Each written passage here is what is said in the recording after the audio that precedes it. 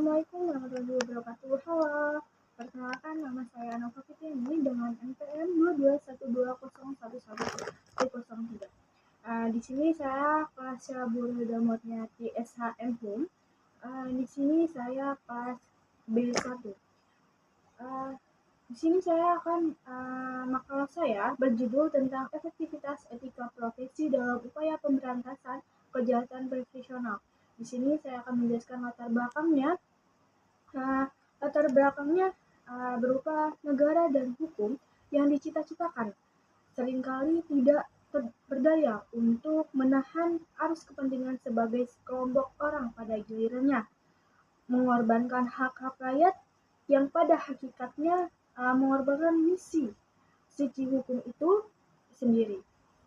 Hukum dalam banyaknya hal seringkali bermetamorfosis menjadi legal intention, the arbitrariness, punishment, dan scare of justice, yaitu implikasi dari relasi hukum tersebut adalah porak-poranda sistem hukum nasional. Peran penegak hukum sangat menentukan untuk mengembalikan kepercayaan masyarakat terhadap hukum. Pada dasarnya, penegak hukum adalah kegiatan menyelesaikan hubungan nilai-nilai yang dijabarkan dalam kaidah-kaidah, pandangan-pandangan yang mantap, dan bertanggung jawab dalam sikap tindakan sebagai serangkai penjabaran nilai tahap akhir untuk menciptakan kedamaian pergaulan hidup. Penegakan hukum hanya dapat terlaksana apabila sebagai dimensi kehidupan hukum selalu menjadi harmonisasi, kesalahan, keseimbangan, dan kesetarian antara moralitas sosial, moralitas kelembagaan, dan moralitas warga negara yang didasarkan pada nilai-nilai aktual di dalam masyarakat. Dengan demikian, kebersamaan sangat dibutuhkan, tidak hanya untuk membuat rambu-rambu pergaulan nasional, melainkan juga penegakan hukum. Lalu dengan rumusan masalah, bagaimana sih efektivitas etika profesi hukum dalam menanggulangi kejahatan yang timbul di lingkungan profesional?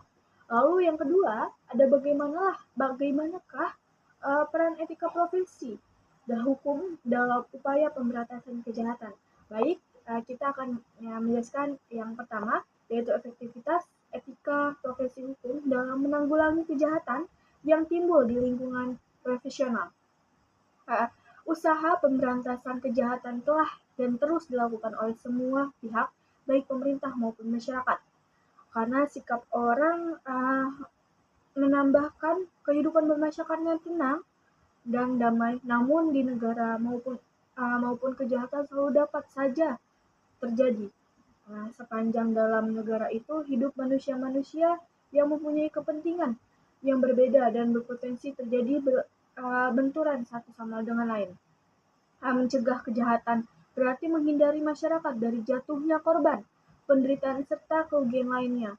Meskipun dalam hal pencegahan ini tugas pada penegakan hukum dalam menjalankan tugas dan fungsinya tidaklah begitu mudah dalam mengenakan baik terhadap pelaku maupun korban dari terjadinya kejahatan. Apabila kepercayaan masyarakat terhadap penegak hukum itu mencapai tingkat kritis, kecenderungan reaksi sosial terhadap kejahatan mengambil bentuk upaya-upaya perlindungan diri secara kolektif dengan mengembangkan prasangka-prasangka ke tindakan yang sama kerasnya dengan kejahatan itu sendiri.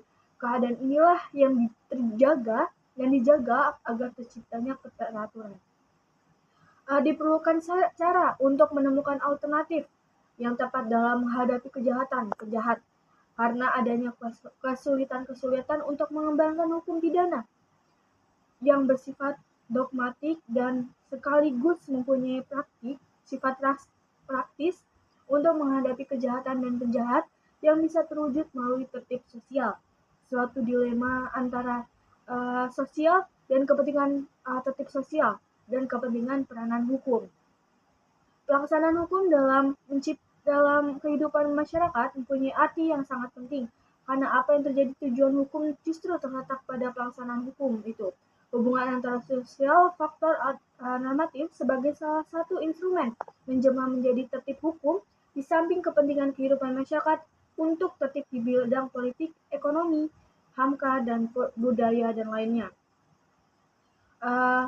Lalu ada wewenang oleh pemilik kepada pengelola, maka fungsi pengendalian semakin bertambah penting. Pengendalian internal yang dirancang sedemikian rupa untuk memonitoring akan dapat mempertahankan perilaku etis profesional dalam menjalankan tugasnya, sehingga tindakan yang dapat merugikan suatu entitas dapat minimalisir untuk bahkan terbatas dari pelaku yang tidak etis. Lalu kita beralih ke kedua ya, yang rumusan masalah. Bagaimana sih peran etika profesi hukum dalam upaya pemberantasan kejahatan? Menurut De Yos, merumuskan etika sebagai ilmu pengetahuan tentang kesusilaan atau moral, rumusan ini memang sangat singkat dan menimbulkan dua pertanyaan. Apakah ilmu pengetahuan itu? Yang kedua, apakah kesusilaan itu? Jawaban dari dua pertanyaan itu tersebut di atas secara lengkap terdapat dalam filsafat yang membahas tentang ilmu filsafat etika dan filsafat moral. Menurut Panjwitna, istilah pengetahuan tidak sama dengan ilmu. Kebanyakan pengetahuan diperoleh dari pengalaman indrawi. Manusia dapat berasal dari pengetahuan sendiri atau dari orang lain. Biasanya digunakan untuk keperluan hidup sehari-hari atau sekedar untuk tahu, sedangkan ilmu lebih jauh daripada itu. Ilmu pengetahuan yang memiliki objek, metode, dan sistematik tertentu dan bersifat universal. Lalu, pengertian profesional, dan profesionalisme saat ini menjadi semacam istilah kunci dalam kehidupan modern. Dengan tanpa pengetahuan maksud juga atau orang profesional serta profesionalisme. Menurut Sonny Keraf, profesi dapat dirumuskan sebagai pekerja yang dilakukan sebagai nafkah hidup dengan mengandalkan keahlian dan keterampilan yang tinggi dan dengan melibatkan komitmen pribadi moral yang mendalam. Dengan demikian, orang profesional adalah orang yang melakukan suatu pekerjaan waktu yang hidup pekerjaan dengan mengandalkan keahlian. Lalu etika profesi pada dasarnya mengandung nilai yang memberikan tuntutan tingkah laku. Dengan demikian, hukum lebih lanjut apabila dibandingkan hukum menghendaki agar tingkah laku manusia sesuai dengan aturan hukum.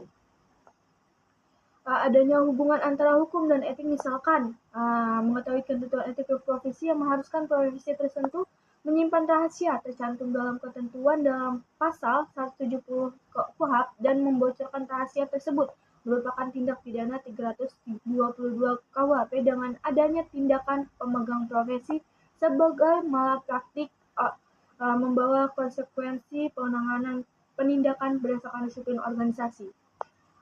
Demikianlah saya, ada kurangnya mohon maaf. Kami akhiri. Wassalamualaikum warahmatullahi wabarakatuh.